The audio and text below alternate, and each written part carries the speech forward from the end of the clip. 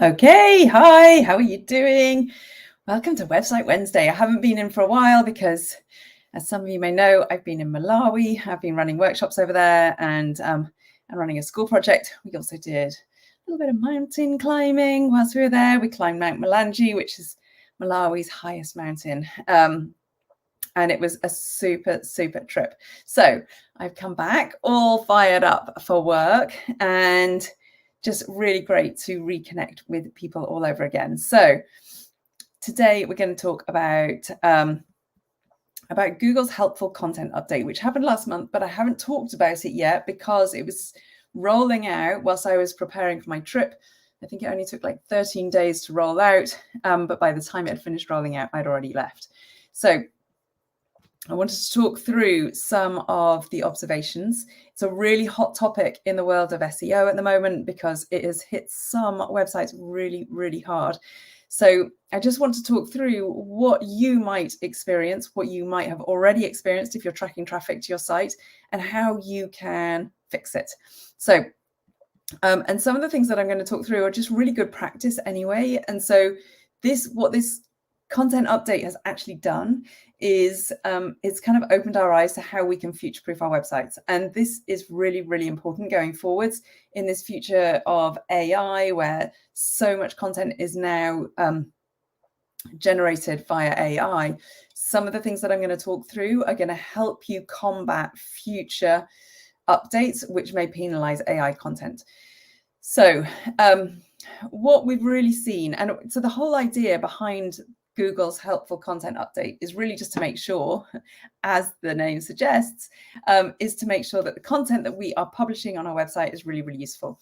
And if it's not, what Google basically is going to do is going to put a big banner on your website, invisible to us, but completely visible to its crawlers and everything that ranks your website, that basically says content on this website is really unhelpful, bypass it. And that is definitely what you do not want. So just go ahead and pop into the comments. Let me know if you are tracking traffic to your website and your blog posts. And I'm really sorry, I'm full of cold. So sorry if I sound a bit croaky and if I sneeze into a tissue in a moment, which I might do.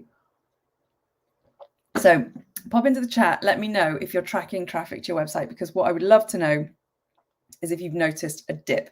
I'll come back to your comments in a second. By the way, if you're not tracking traffic, it's not the end of the world. I've got some videos on YouTube that will show you how to go ahead and install stuff if you're not wanting to go the whole hog with Google Analytics.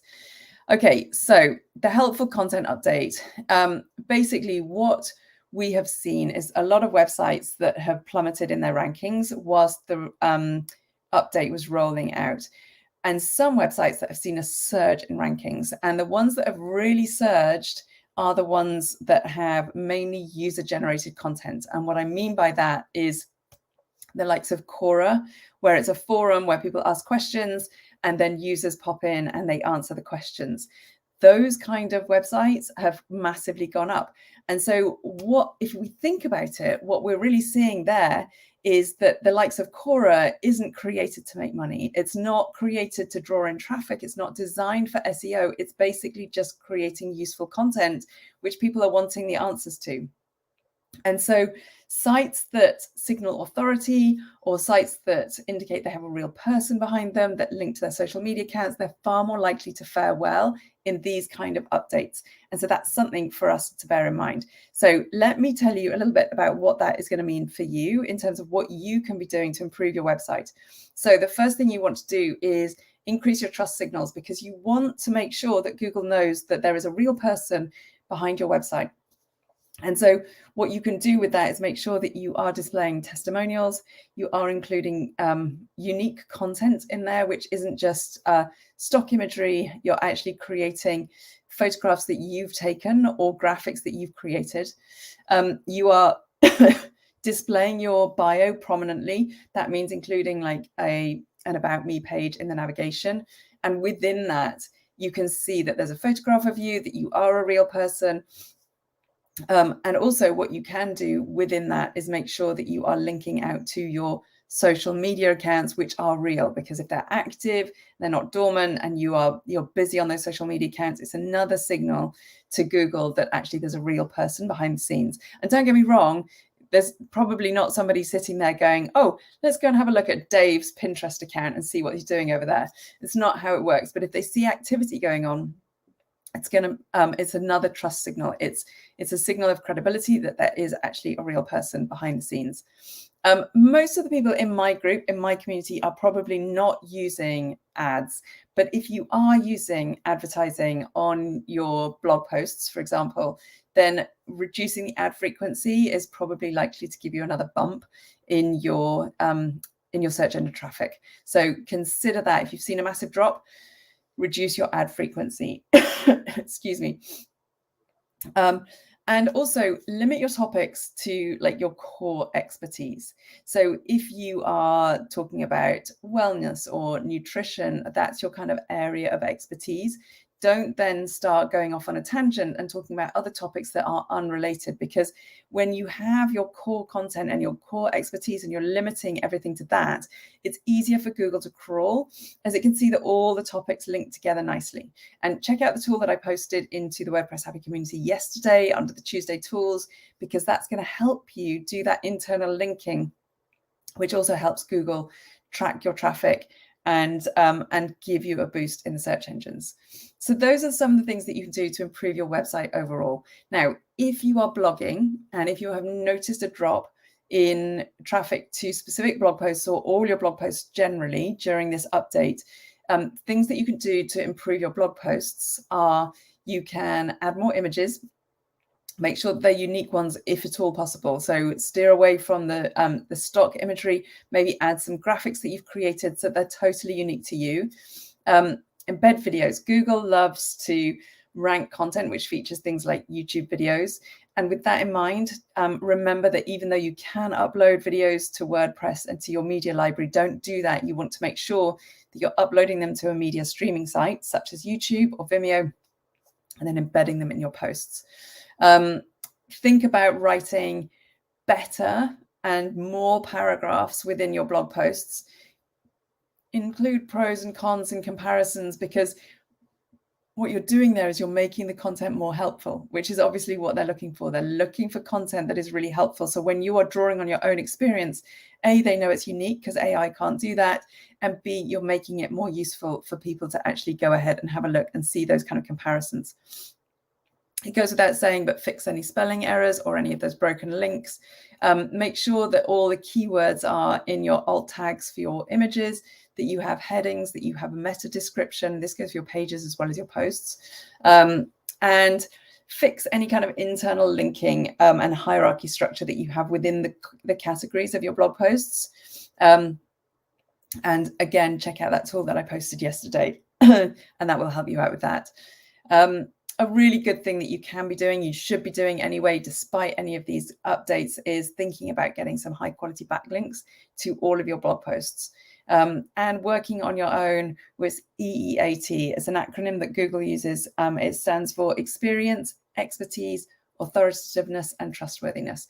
And it's kind of part of Google's search quality rater guidelines. So it's not actually a search criteria as such to make you rank higher, but it all feeds into it. So think about that by getting featured on areas where you are perceived as an expert. So that might be blog posts, or maybe publishing a book, or on podcasts. So in areas where people can link to you and you will be perceived as the authority.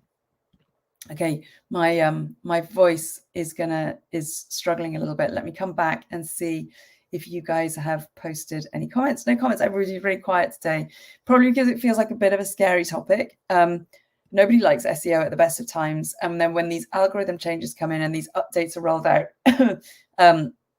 it can feel a little bit daunting. But at the end of the day, these algorithm changes are happening all the time. So don't stress too much about it, but just use this as a nudge to work on the elements that are going to future-proof your website going forwards. And that will give you a bit of peace of mind that with a little bit of effort, a little bit of time spent on it now on some of these things that I've outlined, your site is going to be better in the long run anyway. And a full disclosure and disclaimer, you could do all of this and your website might still not rank. So there's no guarantees when it comes to Google rankings, but anything that you can do to like nudge yourself forwards is going to be helpful. And besides, even when you are driving traffic to your website, it might be paid traffic rather than organic traffic. Doing these changes that I've mentioned is going to really help you with the foundations of your website anyway, so that when people arrive, they see those trust elements, they see your bio, they see better blog posts, they see more engaging content, and that's always going to be useful anyway for keeping people engaged on your site. Miri, good to see you here. You're so welcome. And yeah, so if you've got questions about this, and if you're watching it on the replay, then just tag #replay and let me know if you've got any questions about it. And thank you for your patience in my absence whilst I was away over the last few Wednesdays. And if any of you want my hands-on help with like structuring any of your funnels and that kind of thing, I do have an in-person date in Hertfordshire next week. It's next Friday. I can't believe it. Really small mastermind group. And I have a few places left. I can't remember exactly off the top of my head how many places are left. But if you want to come along, hang out with me and some other amazing entrepreneurs, and for us to get your funnel sorted out, sort out the processes in your on your website and in your business in general, then come along to that. It's just going to be a really, really small group of us, and we're going to be hanging out for the day together. And it's 2 payments of £95. So just drop me a DM if you're interested in that. All right. Good stuff.